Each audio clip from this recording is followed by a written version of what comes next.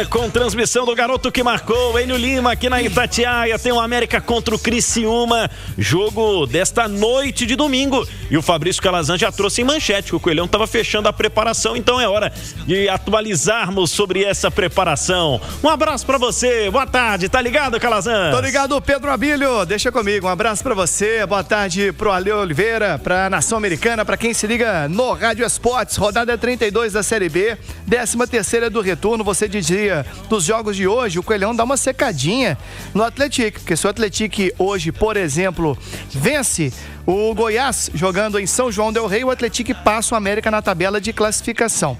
Então, já fica de olho neste duelo de hoje. Ô, Abílio, são duas equipes que vivem momentos distintos na Série B do Campeonato Brasileiro, né? O Criciúma vem de 3 jogos sem vencer. Amanhã vai a campo contra o Coelhão para permanecer no G4. E o América que vem de 3 jogos de invencibilidade. São 2 vitórias e um empate. Venceu o Volta Redonda no Independência, venceu a Ferroviária em Araraquara e na última rodada buscou o empate contra a equipe do Vila Nova no Independência. O técnico Alberto Valentim acaba de fechar a preparação do América em Florianópolis, no CT do Figueirense. O América almoça em Floripa e após o almoço a turma segue para Criciúma de ônibus. Fica bem pertinho, uma viagem um tanto quanto agradável pelo litoral, pela costa ali do litoral catarinense, Pedro Abílio. Olha só, manchete do Rádio Esportes, o Coelhão tem desfalques importantes para o jogo de amanhã. 2 desfalques importantíssimos que a Itatiaia traz em primeira mão para você, torcedor do Coelho. Felipe Amaral, volante, já era esperado. O Amaral deixou o segundo tempo do jogo contra o Vila Nova com uma lesão na parte posterior da coxa direita.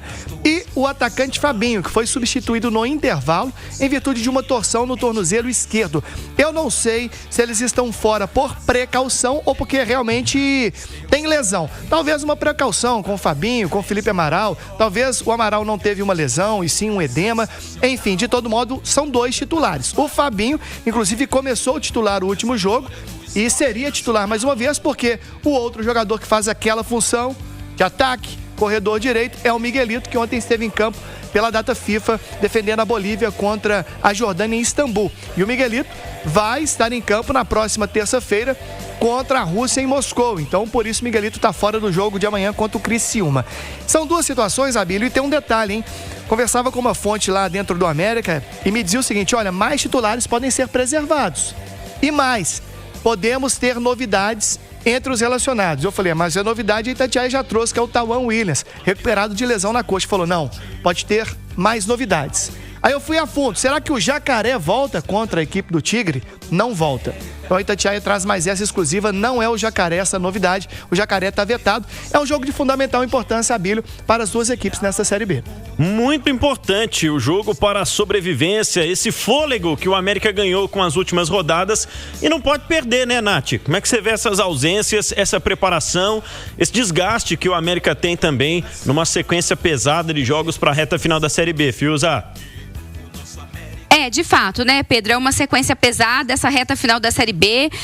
O América vem de bons resultados, mas vai ter que agora administrar o desgaste, administrar também esses desfalques. A ausência do Miguelito, por exemplo, para mim, a ausência mais significativa para esse time. É importante a gente lembrar que o duelo contra o Criciúma fora de casa é um duelo muito complicado. O Criciúma que faz uma grande campanha na Série B, é um time que está brigando pelo acesso, figurando dentro do G4, mas o América precisa buscar agora algo que ele lutou contra, né? Ou que ele buscou e patinou durante toda a competição, que foi a regularidade. Então a América não pode agora desperdiçar a chance de ter essa regularidade, que é o que vai fazer o Coelhão se manter ali afastado da zona do rebaixamento e conquistar no mínimo a permanência, que se tornou o objetivo agora para essa reta final de Série B. Então acho que se conseguir um empate diante das circunstâncias, da característica, da qualidade, do momento do adversário, eu já considero um bom resultado para seguir pontuando, dando aquela secadinha também nos adversários e sempre pontuando fora de casa e buscando principalmente vencer os jogos que restam aí na condição de mandante, né? Exatamente. E enquanto tá tomando fôlego o América, o Criciúma perdendo o fôlego. O Calazans falou, olha, 3 rodadas